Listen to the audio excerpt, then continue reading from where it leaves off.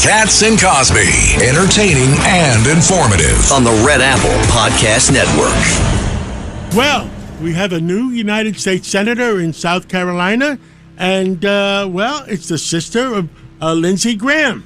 And it's Rita? Darlene Graham. And you know what? I just want to say, John, first of all, you and I love Lindsey Graham. All of us in the room love Lindsey Graham. And to hear his sister accepted, she's sort of a placeholder interim for the next few months. There's going to be an election, all that stuff. Obviously, huge loss with our dear friend Lindsey. I went to University of South Carolina, so I know Lindsey well, fellow Gamecock.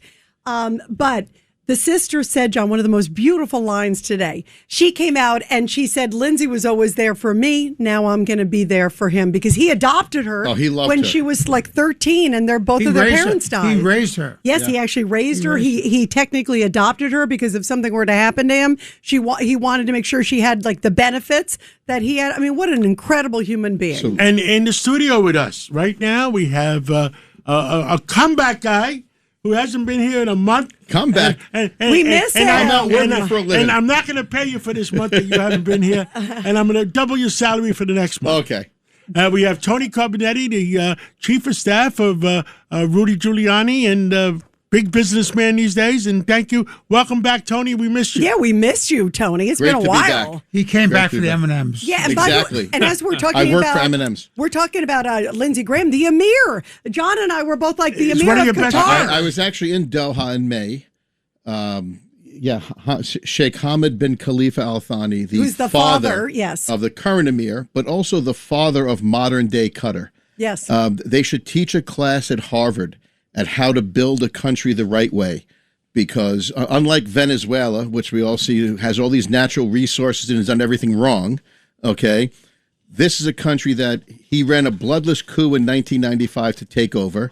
They had natural gas, and he turned them into the per capita the richest country in the world. Now, we all panicked on a Sunday morning, and me and Rita, that the fact was that the Emir, age 74, dies, and Lindsey Graham's age 71 dies, that something foul was going on. So, did you think of that at all? Lindsey was a dear friend. I knew Lindsey for many, many years. He used to joke, my wife is the daughter of a bar owner.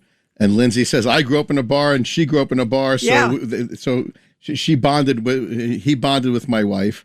A wonderful man, great loss.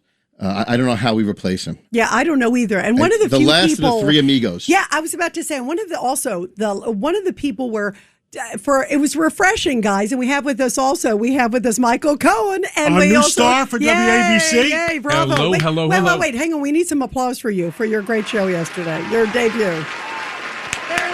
It's a little that applause is a little weak. Guys, can we try it again? There you go. That's like Jay-Z over at Yankee Stadium. Jay-Z and Beyonce combined. There you go. All right. And Judge Richard Weinberg, who's going to call in, David Patterson's going to call in, that the Democratic Party, there's a revolution going on from the common sense Democrats. And hopefully it works. Yeah, hopefully it works. Who's leading the charge? Tom Suozzi's Tom one of them. Suozzi in the Congress, but we need to do stuff in places like California, Illinois, and New York. Yeah, you just can't rely on the congressional delegation. You need to do grassroots work in the states. What about Michigan? What about New Jersey? What about Pennsylvania? Minnesota. Yeah, Minnesota. What about Minnesota? Now, 12 now states are going against Paramount's merger. You know why? Not because they don't believe in Paramount's merger, but they want to leave California after the merger or just before the merger because they're not going to pay California taxes. Do you blame them? Michael, what do you think? Yeah, look, who wants to? Now they're talking about, Gavin Newsom. Let's be serious. Now you're going to impose a billionaire tax. Everybody has basically left New York because New York has become completely unaffordable between city, state, and federal. And now with Mondani and every nonsense that he's doing, Gavin Newsom's idea of taxing every billionaire by X amount of dollars, it's the stupidest move because here's the problem. And he wants to make it national. Yeah, he wants to make it national. Good for him. But here's the biggest including problem. Tennessee. I think the UK did that. Yeah, they did, and it didn't work for them, and it's not going to work in America Yeah, how either. did it work Didn't there? work. It didn't work in France either. And here's the reason why. When you start now turning around and taxing people in a state, you have the opportunity in America to move to another state. And if you don't like that, you can actually move out of the country if you really want to a place because you're financially capable of doing it. They did that here in New York. Every billionaire. By the way, did you see the headlines? Yes. To Florida. The headlines just now at 3 o'clock, the New York Post. Right. With all No, John, I was busy doing some work for you. With all the new taxes in New York City, $11 billion of taxable income has left. Is that the exact Yeah, number? I went to Palm correct. Beach, You're Florida. right. I went to Palm Beach, Florida. Or Texas. Right. They're moving to Texas. Crazy. Texas is setting up their own stock exchange. And It's So you Tennessee can see as the well. death. Crazy. You can see the death of the New York Stock Exchange. Yeah, it's called Tax the Rich is the big headline. I mean, it's shock. By the way, before we move on, you guys, John and Michael, you guys were over in Lodi. We did. We went to fill us Lodi. in about this. Lodi, New Jersey. So John asked me to come take a look at a piece of property that he owns, which is going to be developed out for 37 acres in Lodi, New Jersey, where WABC's antenna is right now. Yeah, and they're going to expand it and so on. And the reason I think it's important for the listeners to understand is because while you're not really thinking about what AM radio really means to each and every one of us, in the event of an emergency and somebody who lived through 9/11, unable to reach my wife, my children, my family, because when, of course, you have a catastrophe, that's the first thing that you lose. AM radio is the only way within which to get information on what's going on. But what John is representing on that Lodi property, which is magnificent, by the way, in the structure that's there right now to ensure that every American, at least here on the East Coast for sure, gets the ability to hear what's going on. It is a perfect example of public and private partnership with John as an individual working alongside FEMA in a multi-million-dollar deal to ensure that you do not lose information and communication capability. Yeah, it's a great idea. And, you know, one of the things we've talked about here on the show, guys, too, is also hurricanes. We were talking about it earlier, like, you know, when these hurricanes have hit in Florida and elsewhere, sometimes they've said the only place was AM radio. So it's a great reminder of why you want to fortify there, why you want to have AM radio no matter what. God forbid and those something people else. who constantly say that public and private partnerships don't work, take a look at what John Katzimatidis and FEMA are doing right now in Lodi, Wow. New Can I Jersey. tell you something? Very People neat. are talking about satellites. Satellites are the Wild West now.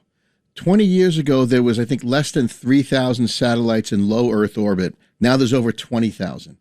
And people are, you know, they don't make Rolls Royces anymore. They're hoisting up 72 Buicks just to get in low Earth orbit and have a satellite. And when these things go down, you can't send the repairman out to fix them. Right. So if we rely 100% on satellites, Yeah, we're crippled. and something Right. goes wrong, Absolutely. we're crippled. By the way, that's the one thing we always worry, God forbid, in the event Right, of some God sort of forbid. terror attack or something like that. You're right. To have that as a base. You need to a have backup. Right. And how many times have we heard people say, I was sitting in the dark, but listening to your show? It's irresponsible Right. not to have a backup. Amen to that Absolutely. one.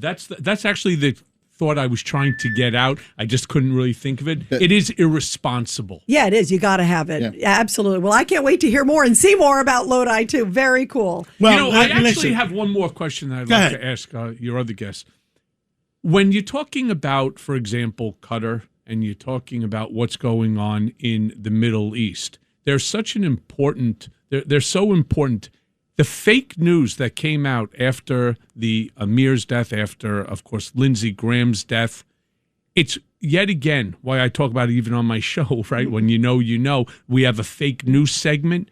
The amount of fake news, misinformation, disinformation, malinformation that was coming out, including from Iran and the IRGC, that claim that they are responsible for a delayed poison to Senator Graham. And everybody started to believe that they also did the same to the Emir. I'm dying to get your perspective on it. Yeah, well, the fake news. What's the saying? The fake news gets around the world in a minute, and before the truth gets out of bed or something, right? I think it's before you get a chance to put your shoes on. Exactly. So the emir was sickly and in failing health, and may he rest in peace.